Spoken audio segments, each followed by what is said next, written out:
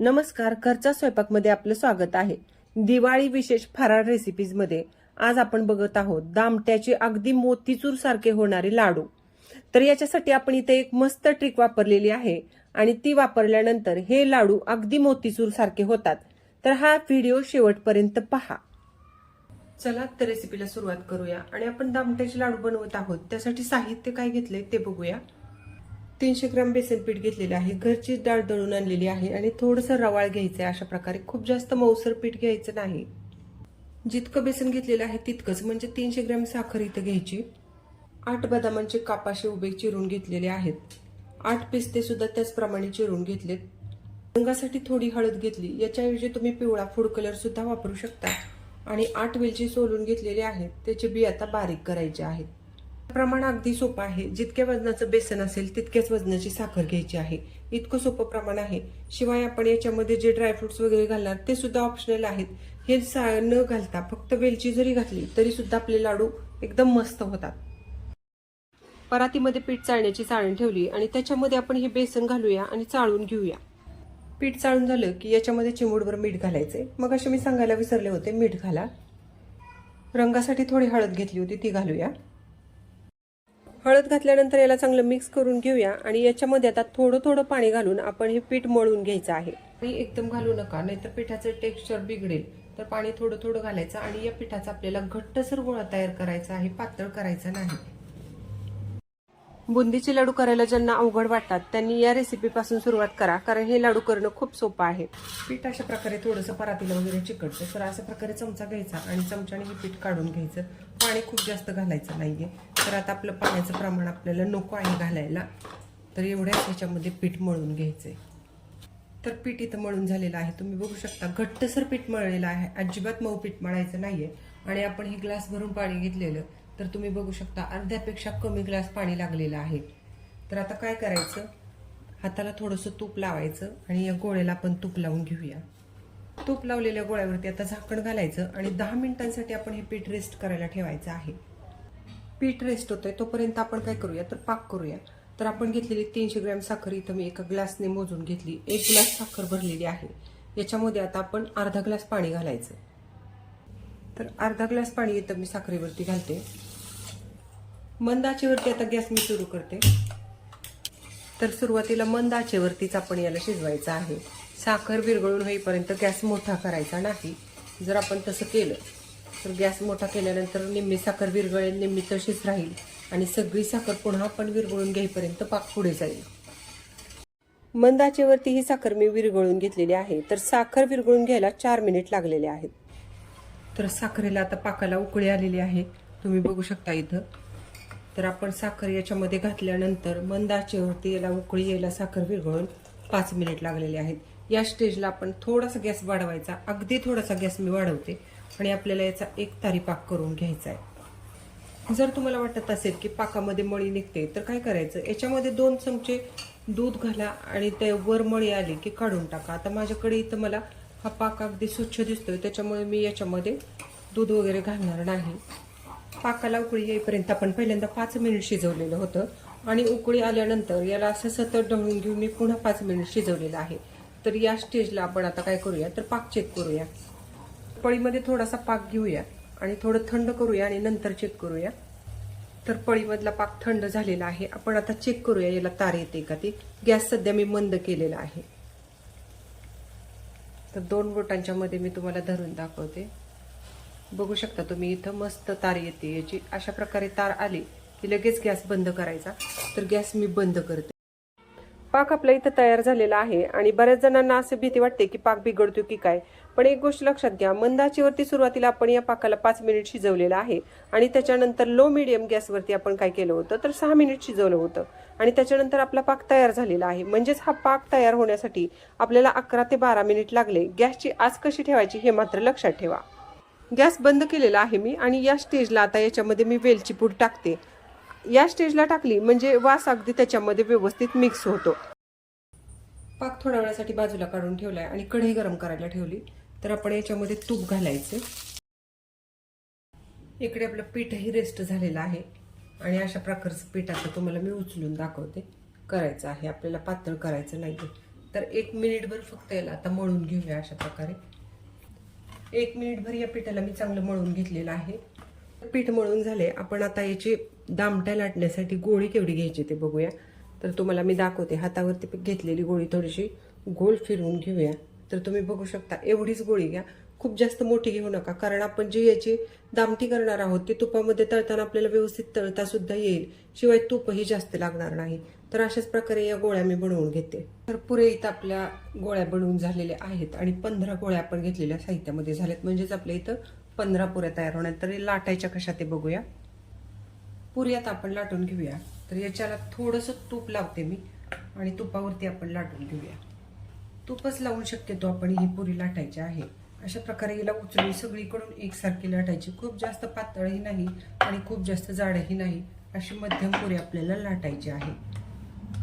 तर पुरी इथे लाटून झाली आहे. अगदी 12 सेकंदामध्ये पुरी लाटली जाते. पुरीची जाडी इथं तुम्ही बघू शकता. एवढ्या जाडीच्या पुऱ्या लाटायच्या. तर सगळ्या पुऱ्या इथं मी लाटून घेते. निम्म्या पुऱ्या लाटून इथं मी कपड्यावरती ठेवलेल्या आहेत. आता निम्म्या पुऱ्या लाटून झाले की पहिल्यांदा आपण तूप गरम करायला ठेवूया. सगळ्या पुऱ्या इथे लाटून झालेल्या आहेत आणि आता आपण तूप गरम झाला असेल तर या पुऱ्या आपण तळून घेऊया. तळायच्या कशा ते बघूया. याच्यामध्ये आता एक पुरी घालूया आणि तळूया.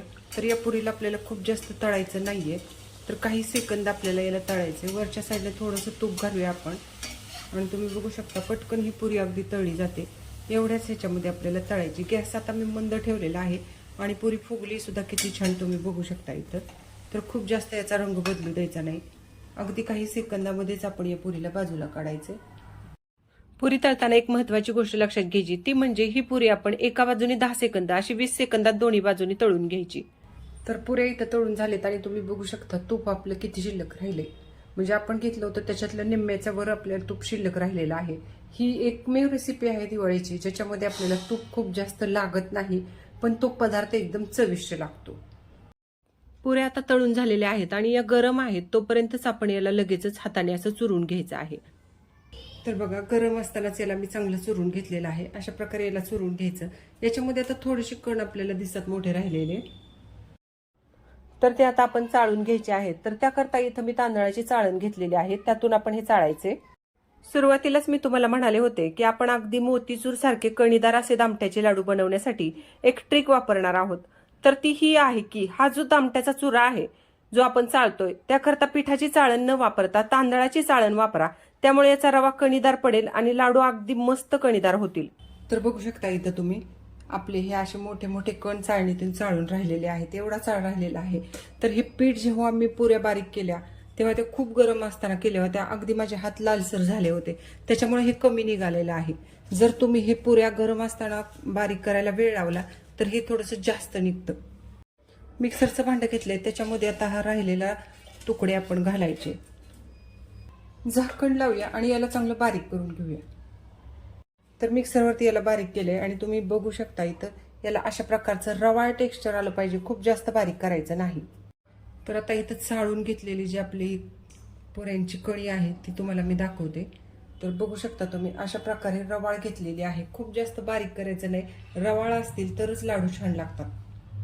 तर आता आपल्या लाडूची सगळी तयारी झालेली आहे. आपला रवा सुद्धा तयार आहे.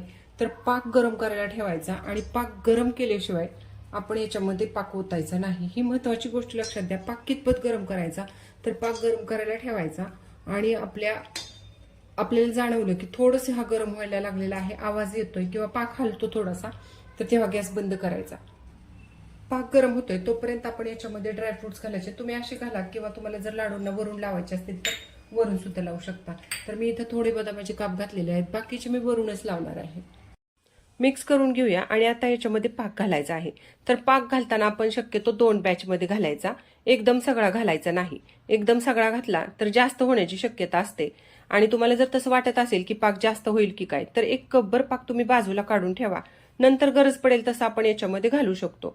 तर 2 बॅचमध्ये आपण पाक घालूया आणि पाक घातल्यानंतर चांगलं मिक्स करून घ्यायचंय याला. अशा प्रकारे पाकाने हे सगळं मिश्रण ओलं झालं पाहिजे एवढा पाक आपण याच्यामध्ये ओतायचा आहे. थोडाफार शिल्लक ठेवूया आणि आता हे सगळं उलटण्याने व्यवस्थित मिक्स करून घ्यायचं. 2 वेळा आपण याच्यामध्ये पाक घातल्यानंतर तुमच्या लक्षात येतच असेल याचं टेक्स्चर अगदी बदललेलं आहे, मस्त झालेलं आहे.